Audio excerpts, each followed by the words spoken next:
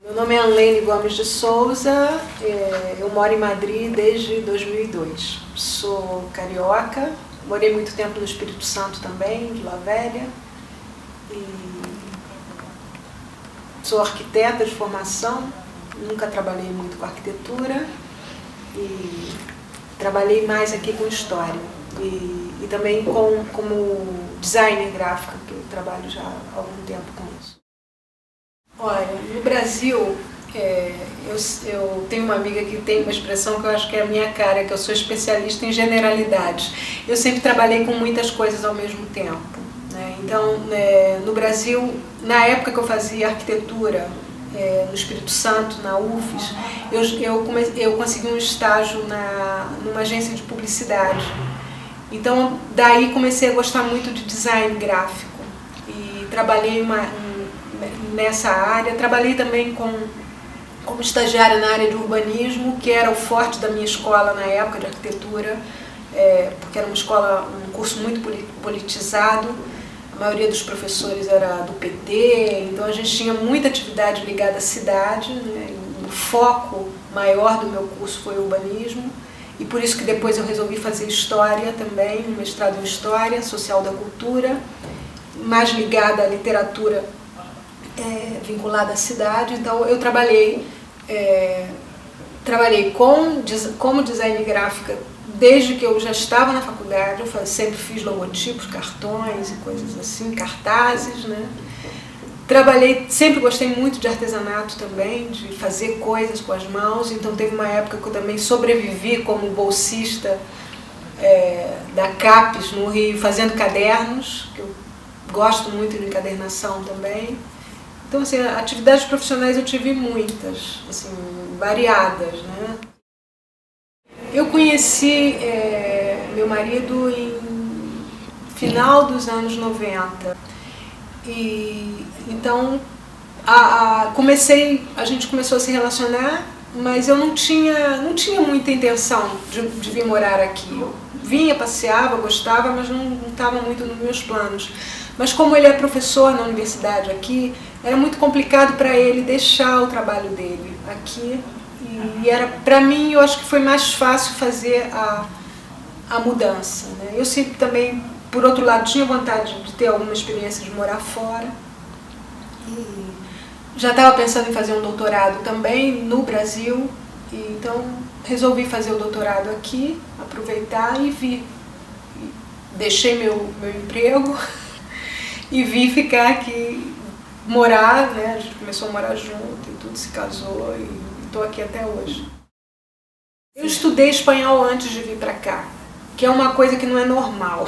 Geralmente os brasileiros vêm achando que espanhol se aprende de ouvido, né? Mas eu nunca pensei assim e resolvi estudar. Já comecei a estudar espanhol uns 2 anos antes de vir para cá. Fiz o exame do DEL, na época era o básico superior, eu fiz os 2 e lia muito em espanhol e procurava. Eu sou viciada em internet e eu peguei na PUC o surgimento da internet no Brasil, que a PUC foi uma das primeiras universidades a fazer parte da internet no Rio.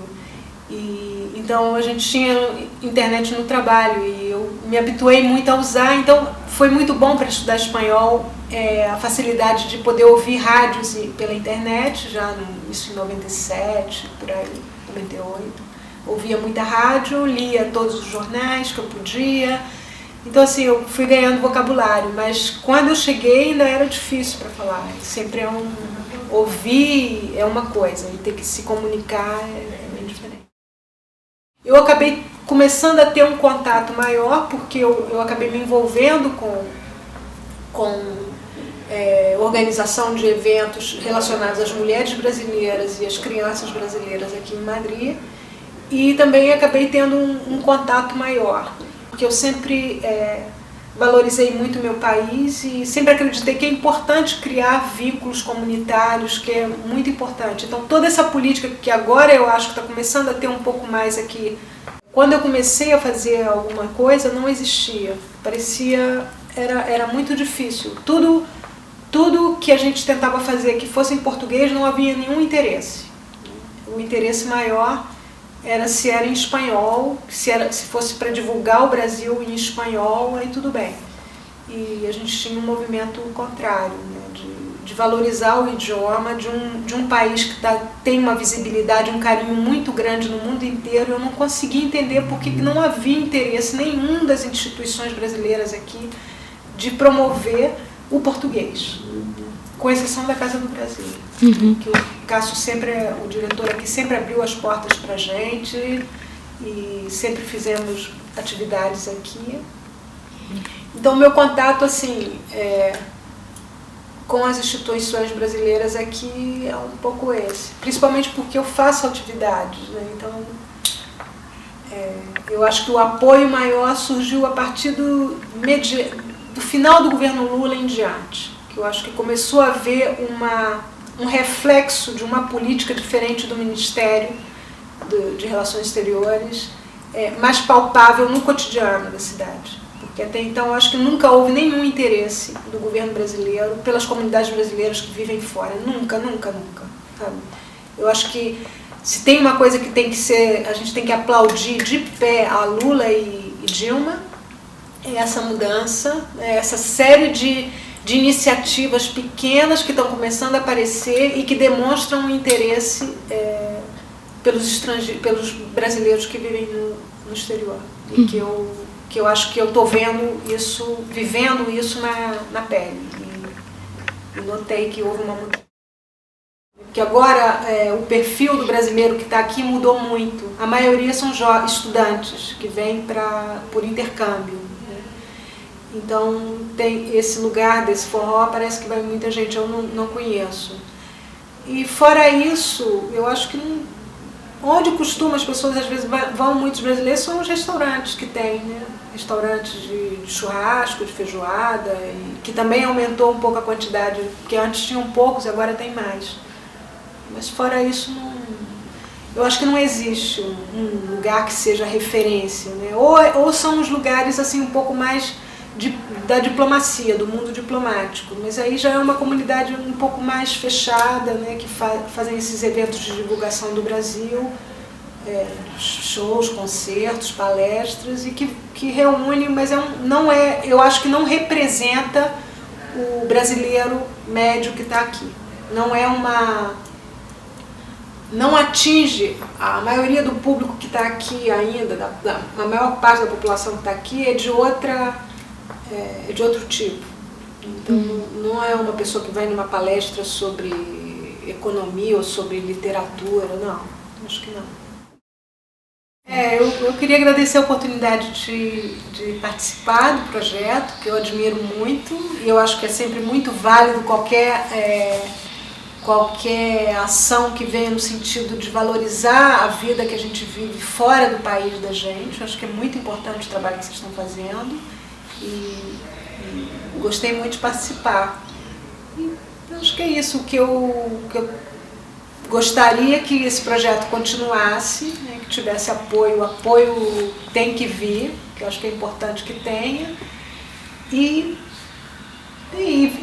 que as pessoas, eu acho que é muito importante morar fora, eu acho. Quem tiver a oportunidade de morar fora, eu acho que sempre é uma experiência muito válida. Válida sempre que a gente venha com a vontade de realmente morar fora, porque tem gente que vem e continua morando no país de origem.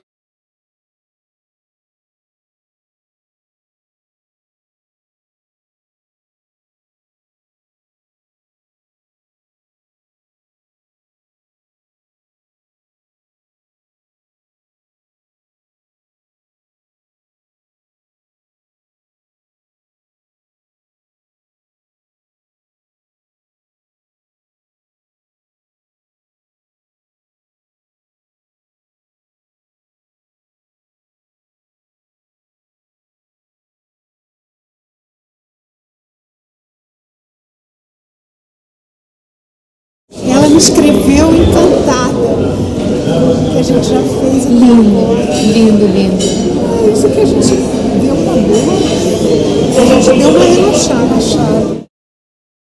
Uma coisa era bastante evidente. Cada vez que terminava um evento, no começo, a gente tinha vontade de fazer outro. Né? Isso era, se terminava, a gente já ficava gritando. E o negócio a gente foi cada vez distanciando de um evento para o outro, então essa motivação, ela vai perdendo. E outra coisa também, muita gente foi embora. Então os eventos também estão cada vez com menos gente participando. Embora seja esse ano a gente descobriu que é entre aspas, né? Porque o carnaval foi um sucesso que a gente não esperava que fosse. O que será isso? Porque as pessoas gostam de festa. Mas festa é legal. Festa é legal. Festa e outra, é uma festa. Mas o trabalho da gente nunca foi voltado para festas. Não, mas é que carnaval é uma festa folclórica, é uma festa importante, né, do país. E todo brasileiro quer mostrar para os filhos o que é o carnaval. E aqui não tem. Então, eles acabam unindo muito agradável. Além de levar as crianças para se divertirem no carnaval, conhece o que é o nosso carnaval, tipo lá em São Paulo. E eles vão também, os pais. Na verdade, a motivação maior é dos pais do que das crianças. De ir participar, né, junto com os filhos. É porque tem os pais que ficam dançando o tempo inteiro. Eu acho que é recordando, né, o que é o carnaval. Porque aí bota marchinha. É uma coisa muito gostosa, porque muito tempo longe do Brasil, que você não vivencia mais, então quando você tem essa oportunidade, por isso que acho que o carnaval esse ano sempre desabou minha teoria.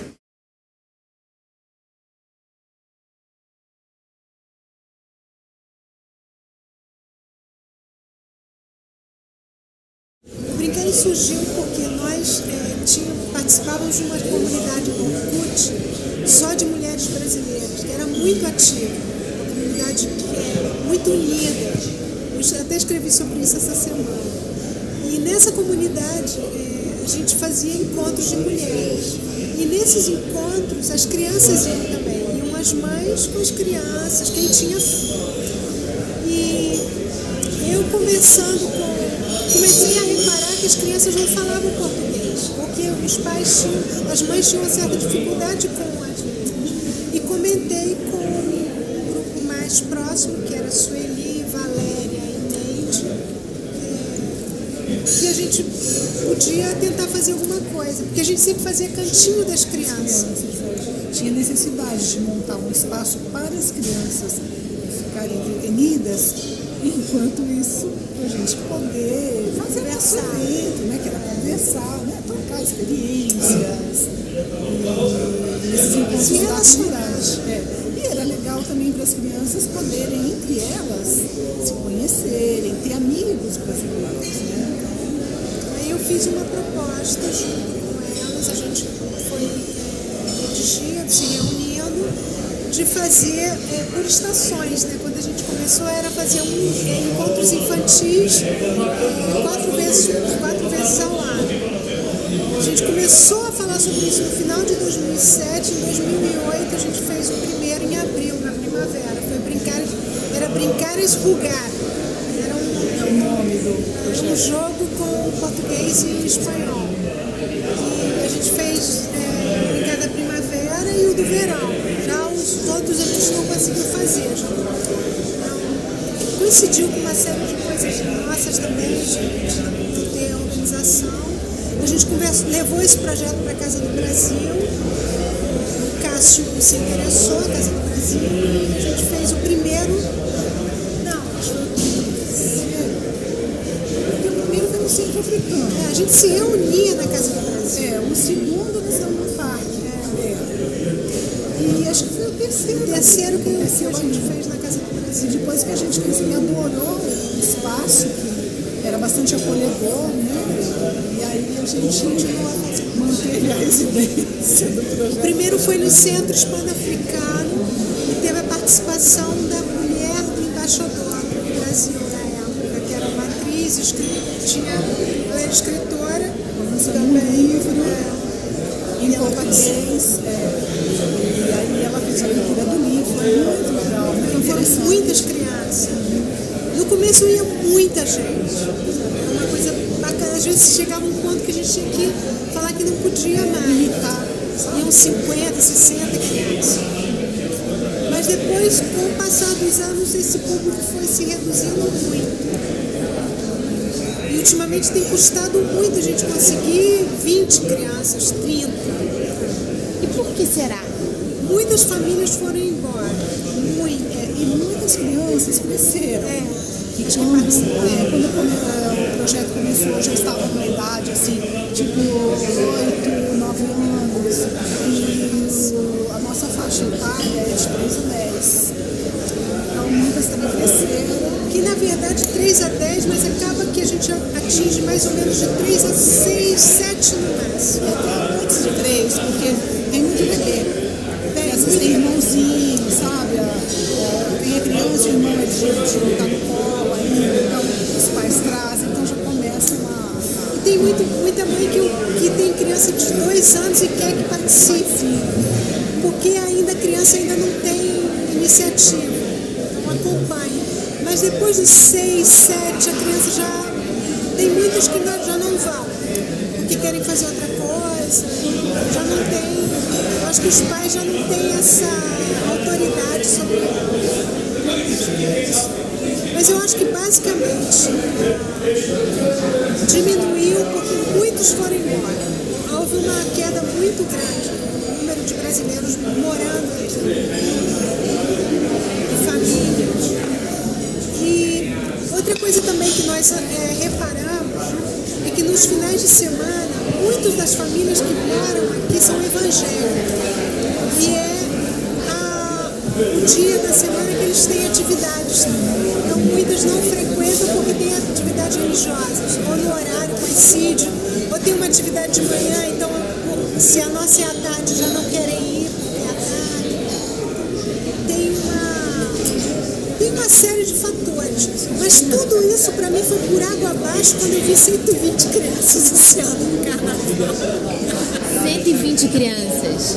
Da onde surgiram essas crianças? Exatamente, a mesma pergunta que eu faço. Porque o ano passado nós fizemos 9 atividades. E não foram 120 crianças em nenhuma. A atividade que teve 7 não. Nós fizemos umas 10 atividades no total. A única atividade que foi mais gente foi o piquenique no verão. Que é um piquenique que a gente costuma fazer todos os anos, que é uma espécie de confraternização das famílias, e sempre vai muita gente. Mas o restante das atividades ninguém. Pra gente que estava acostumado a fazer para 50, ter 20, ter 15, dá um desânimo muito grande.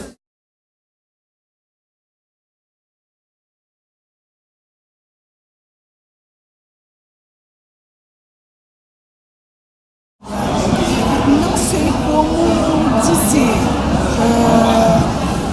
Eu sei que nós ficamos surpresos com o número, gostamos muito de que tem bastante gente, né? Porque depois de um bom tempo, sem ter quase ninguém assistindo ao projeto, de repente chegar essa leva de gente, então pra gente foi muito importante, nós nos sentimos assim, valorizados, né? Sucesso! Foi um sucesso, todo mundo quando terminou já pedindo, pensando no ano que vem. Festa junina!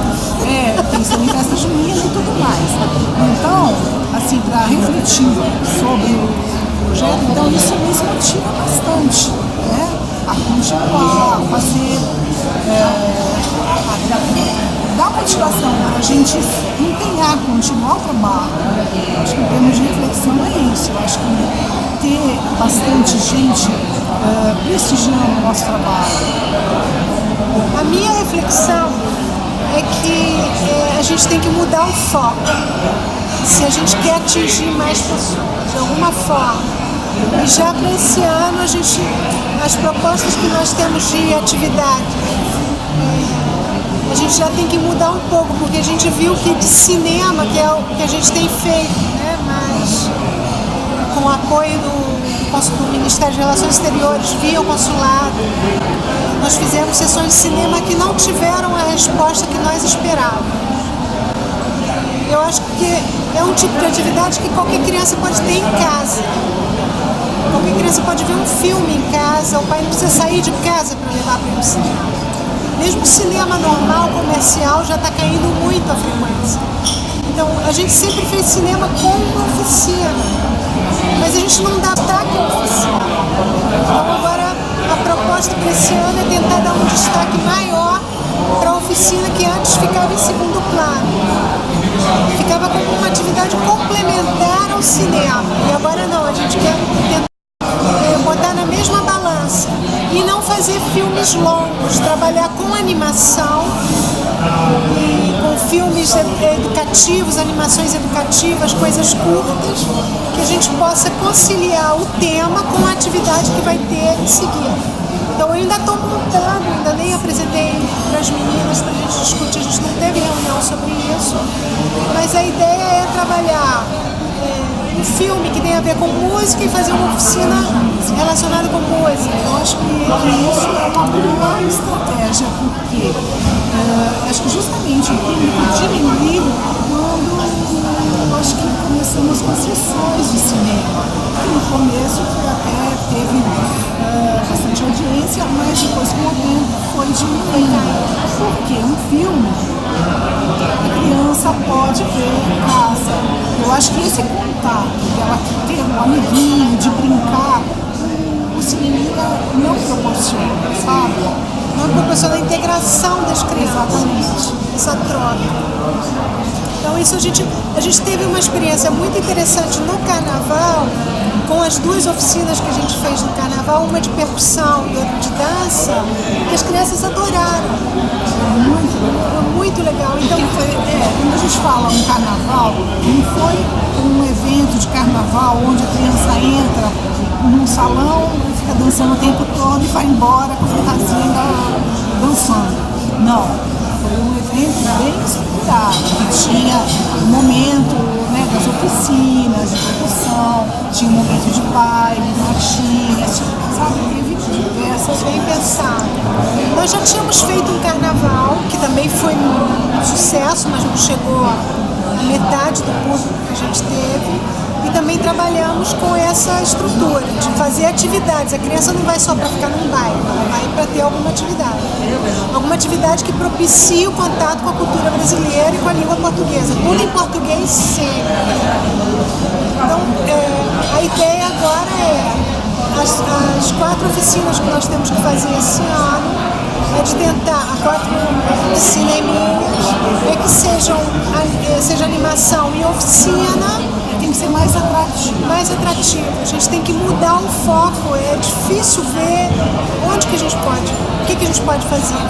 Mas de cara eu sei, o que eu sei, que se a gente fizesse uma festa junina ia dar muita gente também. Mas não, a gente não quer virar organizador de festa. Não é nosso objetivo não era esse.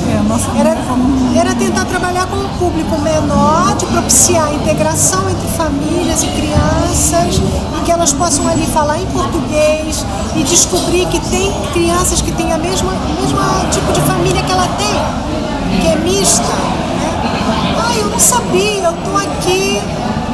Meu pai também é espanhol e minha mãe é brasileira, ou minha mãe é espanhola e meu pai é brasileiro, sabe? Eu não estou sozinha no mundo, eu tenho pessoas que têm o mesmo tipo de estrutura familiar, de bilinguismo, e que têm uma trajetória bilinguista também. Então, um pouco, esse era o objetivo da gente.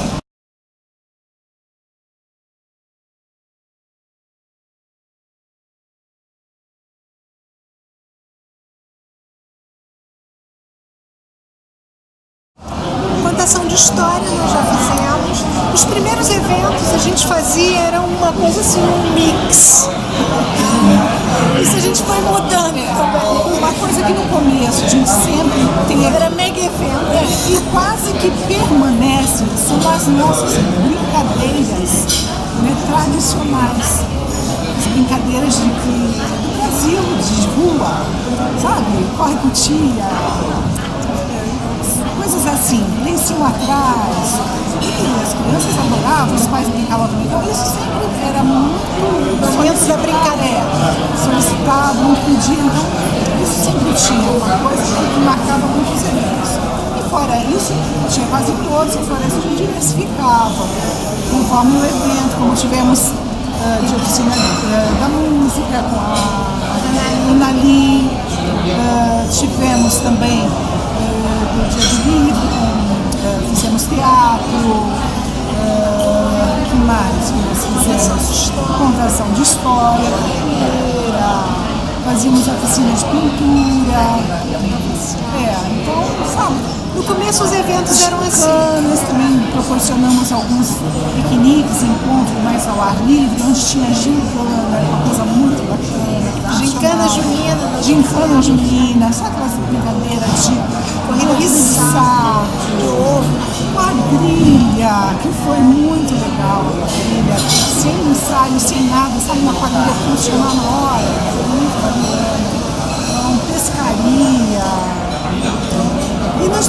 Mas isso também nós fomos amadurecendo e aprendendo a fazer, porque no começo a gente fazia cantinho das crianças, cantinho da biblioteca, fazia várias atividades e era um desgaste de energia muito grande para organizar tudo e para fazer tudo isso funcionar. Algumas coisas davam certo e exigia ter uma quantidade de material muito grande. Então com o tempo a gente foi aprendendo a focar, né? E fazer, por exemplo, uma oficina de brincar-te, por exemplo, a gente já fez. Contratamos uma monitora, ela veio dar uma oficina de arte e o foco da atividade é aquela oficina. A gente vai ter umas brincadeiras iniciais, um cantinho com os livros e desenhos que a gente sempre procura manter, mas não tem mais aquela necessidade da gente chegar. A gente chegava com caixas de mudança. A gente fazia mudança. Eram muitos livros que a gente trazia. Brinquedos. Era uma loucura. Agora não. Agora a gente foca. Por exemplo, fizemos um encontro onde teve a contação da história do menino Marquinhos. Uma exposição no Brasil. Então A gente aproveitou a exposição do Ziraldo para falar sobre isso. E a partir daí, depois da contação da história, nós desenvolvemos uma oficina de pipa.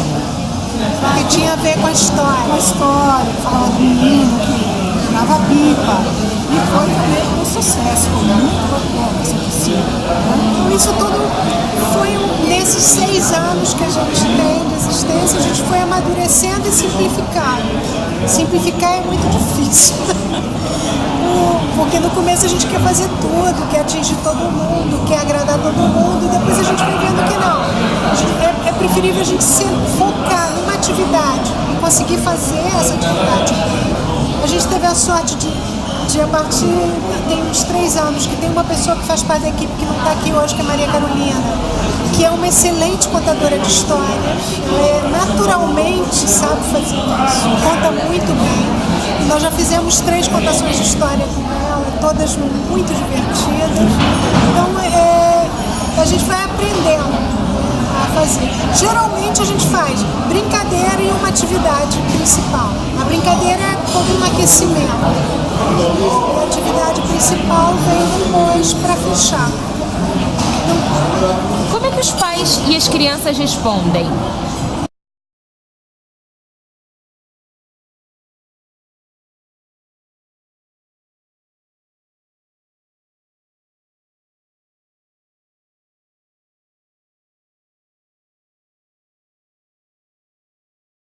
Olha, varia muito, né? Como a gente já sabe, cada família é um mundo.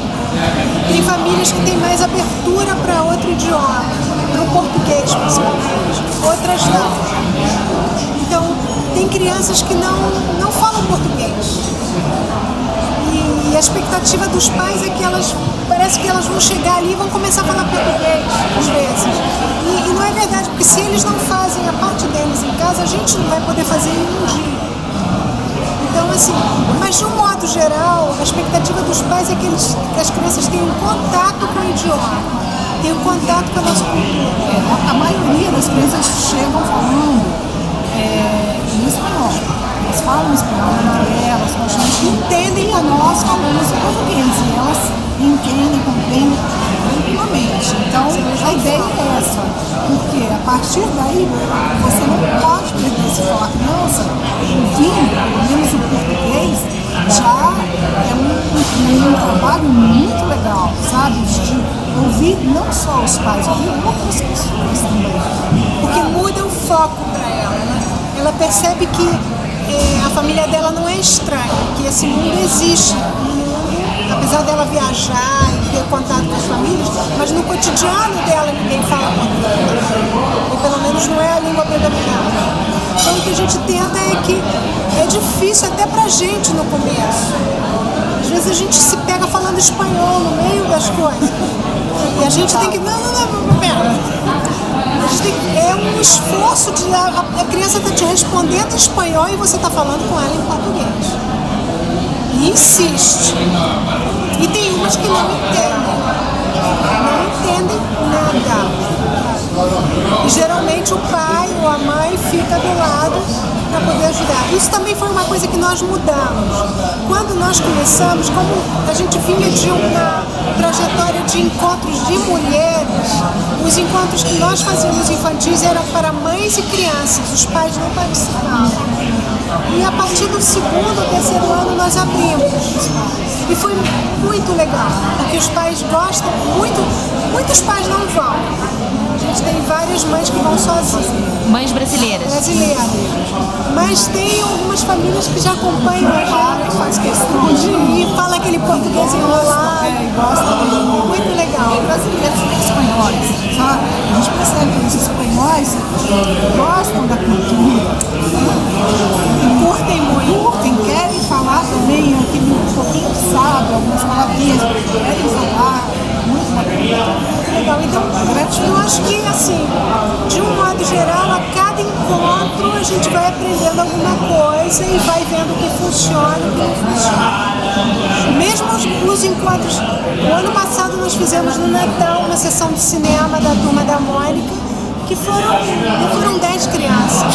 Mas foi um dos encontros mais legais que nós fizemos durante todo o ano, porque teve uma integração tão boa. Mas também a assistência pequena, por quê? Porque era próximo de férias, tem muitas famílias que no final do ano vão ao Brasil para visitar os parentes dali, né? Então coincidiu, eram umas datas que nós tivemos aí, mas enfim, eram poucas, mas assim, teve muita qualidade, vamos dizer, nesse encontro pequenininho, a oficina, as crianças muito participativas, com sede de aprender, está muito gostoso.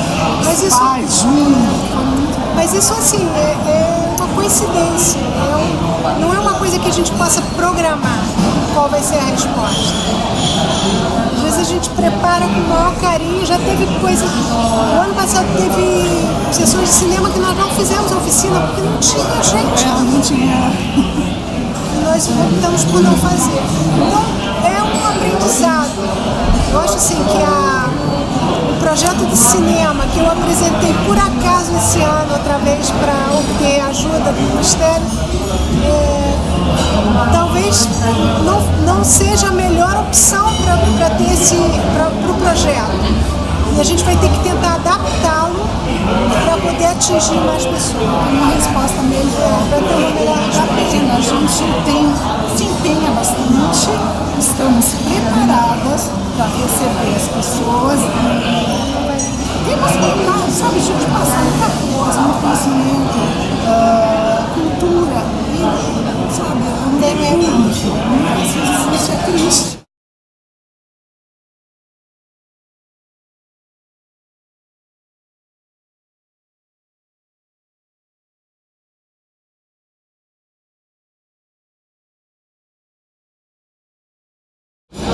Encontros de mulheres ainda acontecem, teve um esse ano. Na verdade, assim, com a queda do Orkut, essa comunidade foi transferida para um grupo no Facebook. O Facebook não tem a mesma característica do Orkut para esse tipo de atividade, de comunicação. comunidade como era. As comunidades têm no Orkut tinha uma dinâmica diferente. Eram mais fortes unidas. E a ferramenta que dava a liga, que era o Orkut, era mais plástica, no sentido de que ela tem memória. Era fácil localizar qualquer informação. E o Facebook é muito imediatista. O Facebook é hoje, não tem passado. Se você posta uma coisa no Facebook, no teu perfil, vai tentar procurar de 2 anos atrás. Você pode perder 2 horas fazendo isso, porque essa informação desaparece. E no Orkut não. No Orkut era fácil achar tudo, então tinham tópicos, assuntos que estavam ali, que as pessoas buscavam. Isso. Então a migração de uma ferramenta para outra, de uma rede para outra, mudou um pouco a dinâmica do grupo. Mas ele continua existindo e pessoas foram chegando. Eu já não faço parte como eu fazia antes, eu sou ainda participo de algumas coisas, mas na época do Orkut era diferente. Também havia mais brasileiros, foi muita gente. Mas foi um período muito mágico, muito especial. A gente fazia encontros que iam 80 mulheres. Muita gente. Encontros enormes. Muito legal. Muita gente. Eu fiz amizades assim para toda a vida. Eu participei de alguns que eu ajudava a organizar e encontrava espaços onde podiam fazer. Coincidiu que aqui em Madrid abriram vários centros que eram voltados para os imigrantes. Centro hispano-colombiano, hispano-equatoriano, hispano-africano, e eu ajudei, de uma certa forma, a abrir a porta para esses centros e nós fazíamos aí. Geralmente nós tínhamos alguma atividade que era comum, de integração entre todas, uma roda de apresentação, uma dinâmica de grupo. Eu acho que era assim, os encontros aconteciam pela necessidade que nós tínhamos de ter esse contato com brasileiros, sabe? De falar o português, de comer comida. Nossa, cada um levava um prato. Brasileira, coxinha, então, sabe? A gente ficava ensinando. Brigadeiro? Brigadeiro, coxinha. Então, tudo isso animava a mulherada a se juntar e trocar informação, conversa. Sobre adaptação, basicamente era um momento de integração, de falar, você via uma pessoa que estava passando pela mesma situação que você, estava aqui, não tinha arrumado emprego ainda, estava tendo dificuldade para se integrar, ou outras que estavam bem, estavam trabalhando, que te animam, então era esse momento. E às vezes a gente fazia sorteios, mas basicamente era um encontro para trocar ideia, se ver, falar português, morrer de rir das mesmas coisas. Depois nós fomos aperfeiçoando, começamos a sentir necessidade. Vamos fazer um brechó, por exemplo. Então, o que você tem na sua casa, você não precisa, mas você leva lá, vamos trocar, sabe? Então nós começamos a aperfeiçoar, fizemos brechó. Fizemos oficinas de cozinha brasileira. Então era um momento mais de integração. Acho que o espírito era esse, de se ver.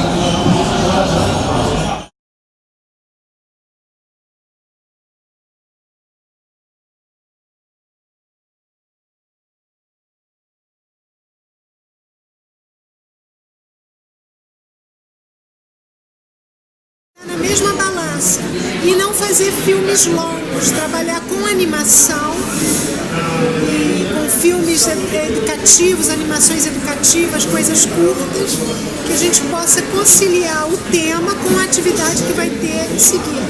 Então eu ainda estou montando, ainda nem apresentei para as meninas para a gente discutir, a gente não teve reunião sobre isso, mas a ideia é trabalhar um filme que tem a ver com música e fazer uma oficina relacionada com música. Eu acho que isso é uma boa estratégia, porque acho que justamente o público diminuiu quando eu acho que começamos com as sessões de cinema.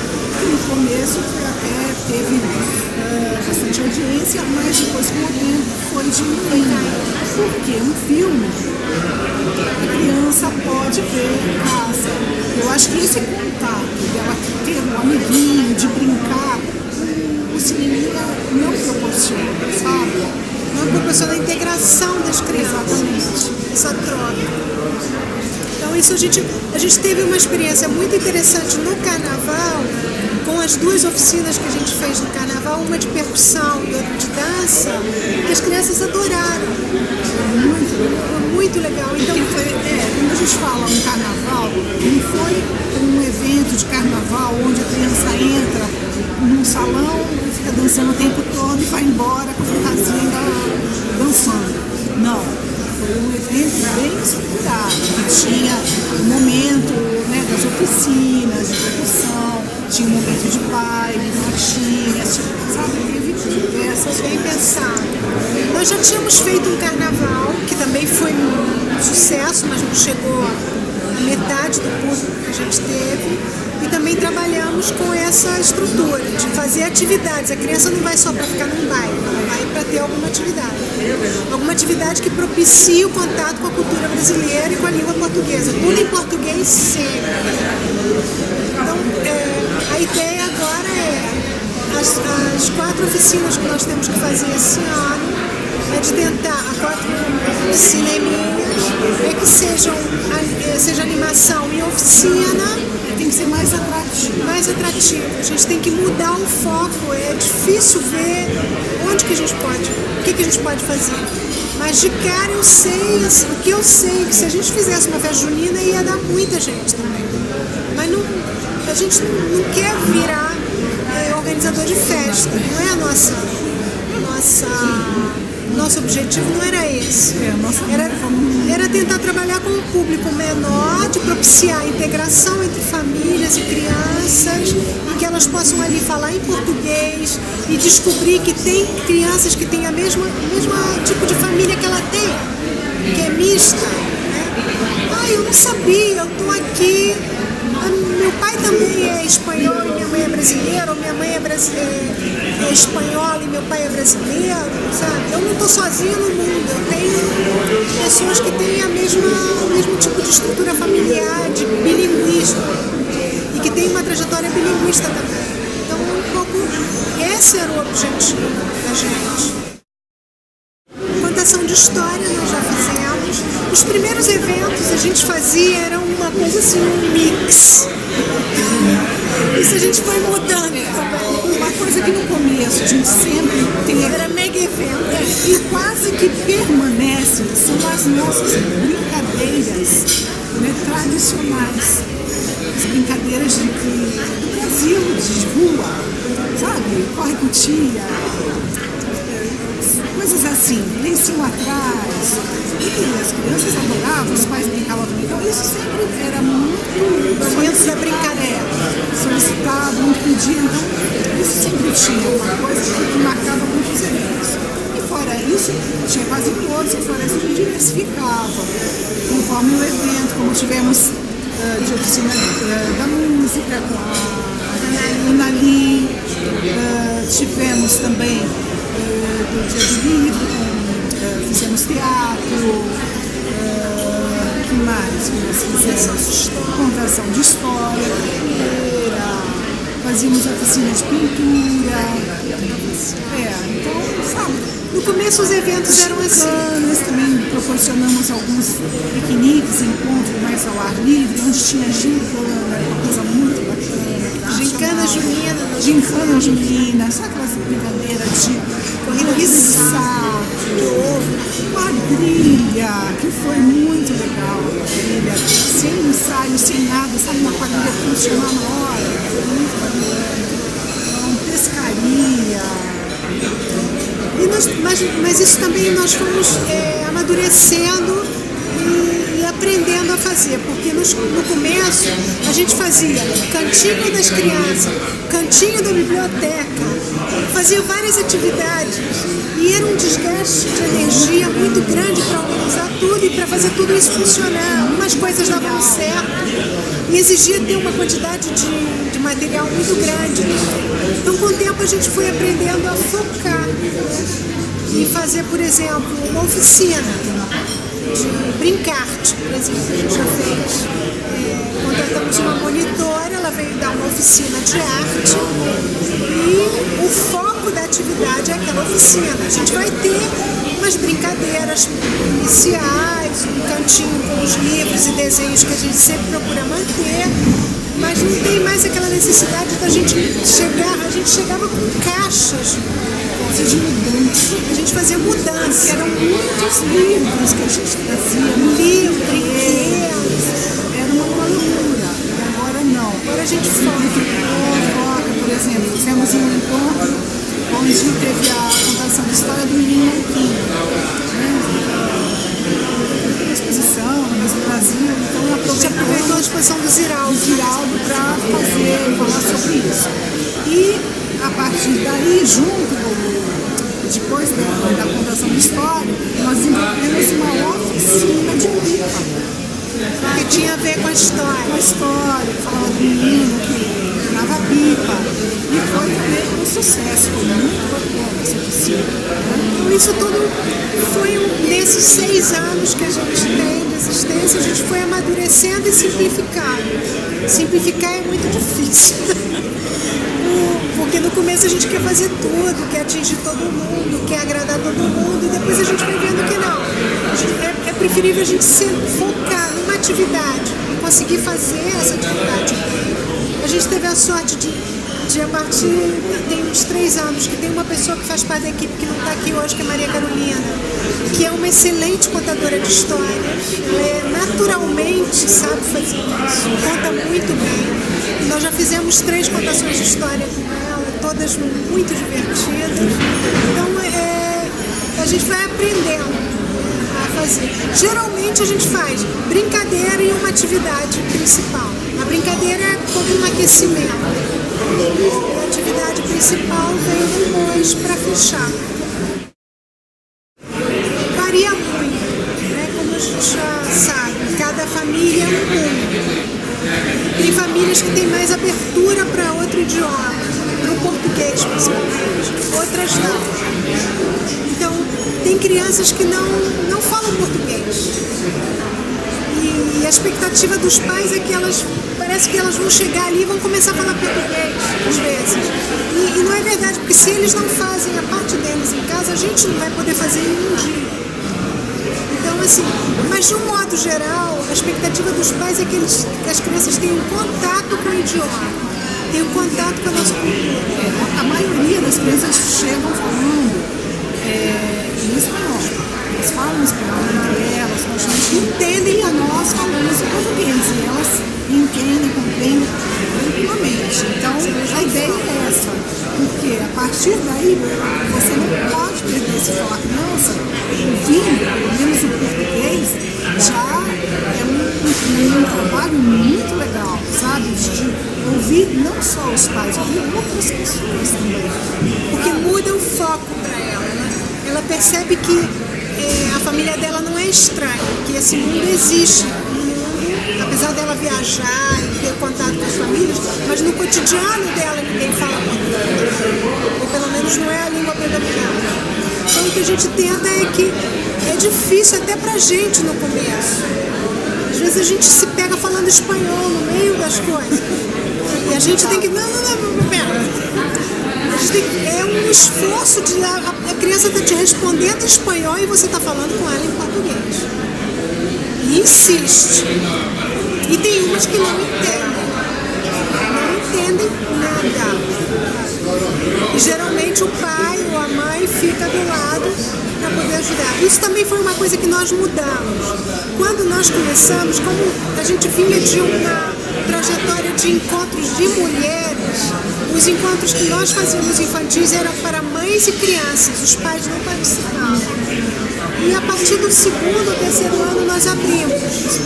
E foi muito legal, porque os pais gostam muito, muitos pais não vão.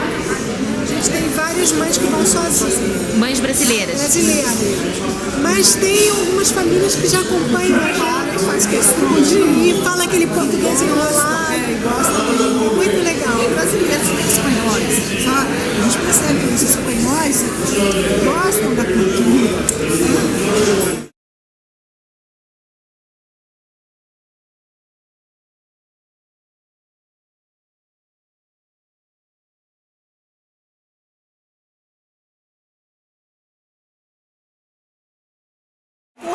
Curtem, querem falar também aquele pouquinho que sabe, algumas palavrinhas, querem falar, muito bacana.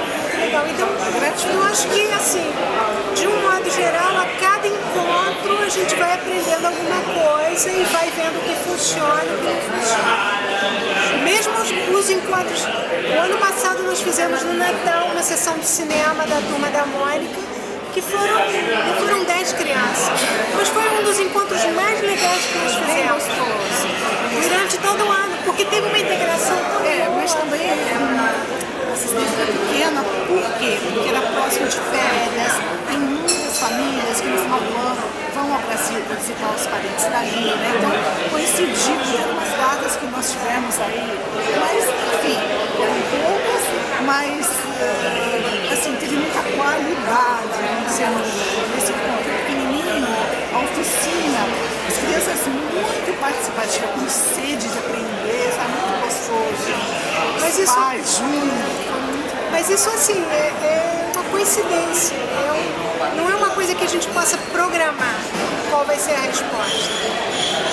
Às vezes a gente prepara com o maior carinho, já teve coisa. O ano passado teve sessões de cinema que nós não fizemos a oficina porque não tinha gente. Não tinha. Nós optamos por não fazer. Então é um aprendizado. Eu acho assim que o projeto de cinema que eu apresentei por acaso esse ano, outra vez para obter ajuda do Ministério, talvez não seja a melhor opção para o projeto. E a gente vai ter que tentar adaptá-lo para poder atingir mais pessoas. Uma resposta